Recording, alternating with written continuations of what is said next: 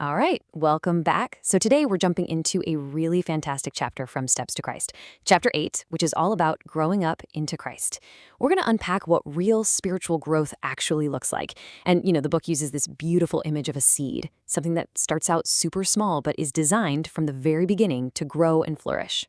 But let's be real for a second. Does it always feel like that? Or does it sometimes feel like just a constant uphill battle? You know that feeling like you're trying so hard to be good, to do the right thing, to get it all right, and you just keep falling short. Man, it is exhausting. It can be so frustrating, and it really makes you wonder, am I doing this whole thing wrong? Okay, so let's get right into the heart of it because the book points out a huge misunderstanding that so many of us fall into. It's this idea that, yeah, we accept Christ's forgiveness, but then the rest is on us. Like we've got to do our part of the work all alone, trying to live right by sheer willpower. And wow, the text does not pull any punches here. It says that every single one of those efforts must fail. It's not a maybe, it's a guarantee. And then it hits us with what Jesus himself said, without me, you can do nothing. So if all our striving and trying harder is just a dead end, what on earth is the alternative? Well, the answer, and this is just beautiful actually, comes from looking at the world around us.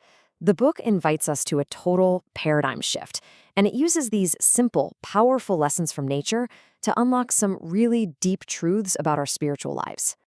And it starts with this simple instruction from Jesus himself. It's almost like a little homework assignment. Consider the lilies, how they grow. I mean, it sounds so simple, right? Just go look at some flowers. But he's telling us that in that simple act, we're going to find the key. The way they grow is the model for how we grow. So let's really break that down. How does a plant grow? Seriously, think about it. It doesn't worry or stress itself out. There's no anxiety, no straining, no effort on its part. Its entire job, its whole process of growth, is based on just one thing: receiving. It just takes in what God provides: the air, the sunshine, the food in the soil. That's it. And that right there is the big aha moment. It's the perfect illustration of this spiritual truth.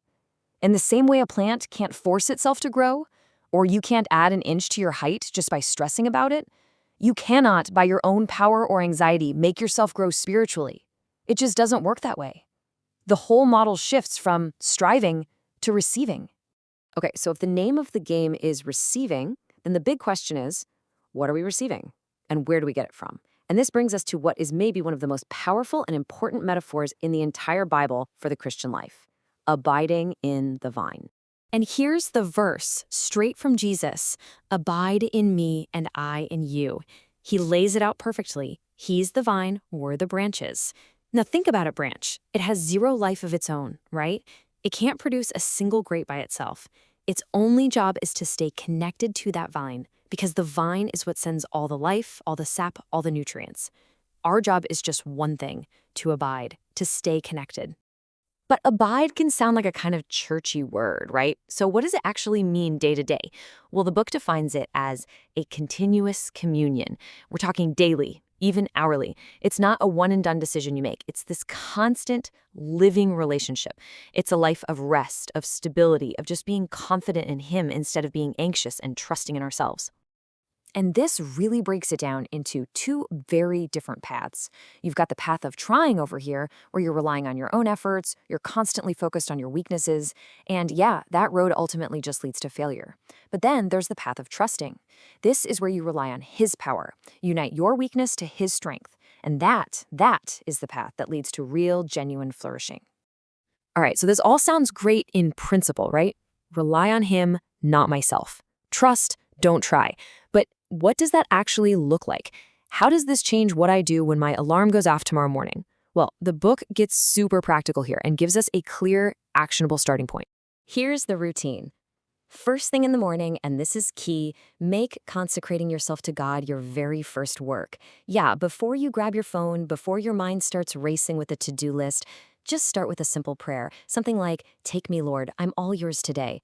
I lay all my plans at your feet." You just surrender the day to him, ready to carry out his plans or give up your own. And the promise is that when you do this every single day, your life starts to get molded more and more into the life of Christ. Okay, that morning commitment is awesome. It's a game changer. But what happens at 11 a.m. when your boss sends a crazy email? Or at 3 p.m. when you're just totally drained and frustrated? How do you keep that focus and not just slide right back into self-reliance and anxiety for the rest of the day? The book is really clear that it's basically a battle for your mind, for your attention. On one side, you have these diversions trying to get you to dwell on your own faults or get annoyed at the faults of other people or just get bogged down in all the cares and anxieties of life. The countermove? It's a conscious choice. You have to actively choose to focus on Christ's love, his holiness, and just the sheer beauty of his character. So really, here's the bottom line. The key to doing this all day long: stop making yourself the center of the story. You have to dethrone self.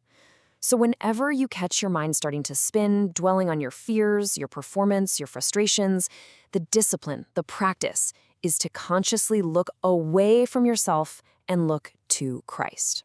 And when this becomes your rhythm, this daily surrender in the morning and this moment by moment turning to him all day, something absolutely incredible starts to happen. And it's not something you force. It's this natural, beautiful result of living connected to the vine. Let's circle all the way back to that nature analogy one more time. Think about that flower. It doesn't try to create its beautiful colors. It doesn't manufacture its own fragrance.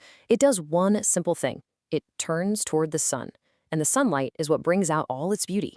In exactly the same way, our job is just to keep turning toward Christ, who the Bible calls the Son of Righteousness. And this right here, this is the ultimate promise.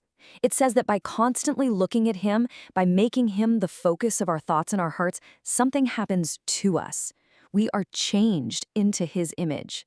See that? We don't change ourselves. We are changed by the Spirit. It's the guaranteed result of abiding in him. So when you boil it all down, it comes to this. If our spiritual growth is really just a reflection of what we're looking at, what we fix our attention on, then there's really only one question that matters today, and it's this. In all the little moments that make up your day, who or what will you choose to turn towards?